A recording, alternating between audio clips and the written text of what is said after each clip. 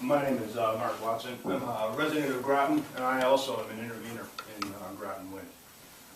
I live near 24 industrial wind turbines that were built before SB 281 or the amendment was written. The Site Evaluation Committee approved Groton Wind without consent from the State Fire Marshal.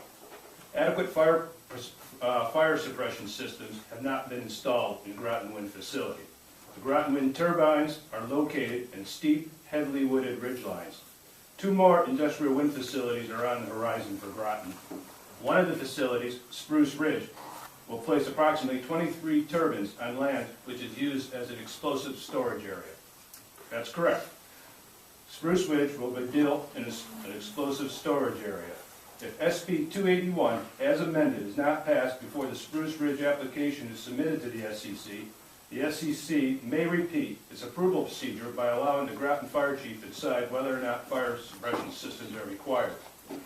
For your information, Groton doesn't even have a fire department. We do have a fire chief. Living in an area dominated by wind turbines, the possibility of a forest fire scares me. I plead with you to pass this bill and make the fire marshal's approval a requirement in SB 162H. It is essential that each rule listed in SB 281 be added to RSA 162H. Setback requirements to protect property owners from undue health and safety impacts must be spelled out. Now big wind can build within feet of your property line without audible and low frequency noise standards.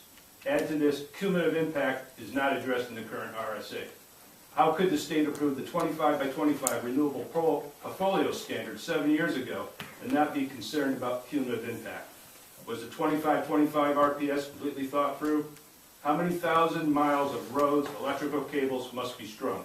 Don't forget the hundreds of ridgeline turbines that were required just to reach New Hampshire RPS goals. Now, let's add in the wind energy being sold to ourselves. Where did the people who voted for these mandates think all the roads and turbines were going to be put? You can't fit them all in Groton. Cumulative impact must be addressed. Groton may have 4 facilities and 40 square miles. Properly sited renewable energy facilities will not fragment our ridgelines or disrupt our wildlife. The rules of siting wind facilities must be spelled out for the Site Evaluation Committee. We're not big wind lawyers, some of which are former SEC members, dictate our state's wind siting policy. You can set the rules now. Let the investors know what would be required of them.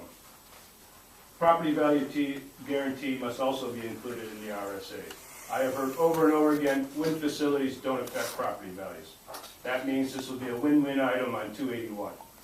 Big Wind will not object to a property value guarantee because they maintain noise, aesthetics, and flashing red lights 20 times a minute do not affect property values.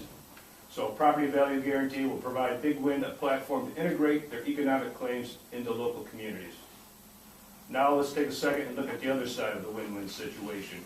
Maybe people will again start buying second homes, retirement homes in turbine areas if the fear of losing 30 to 50% of their investment is removed. Before I finish, let's look ahead. The useful life of a turbine installed today will be over in 20 years. And so will the large return on investment of the operating company. They will leave their towers, buildings, transmission lines, and roads behind. A secure financial instrument to cover the decommissioning expenses must be put into escrow before construction begins. Investors will not spend money to restore New Hampshire to its current beauty after they have pocketed their profits.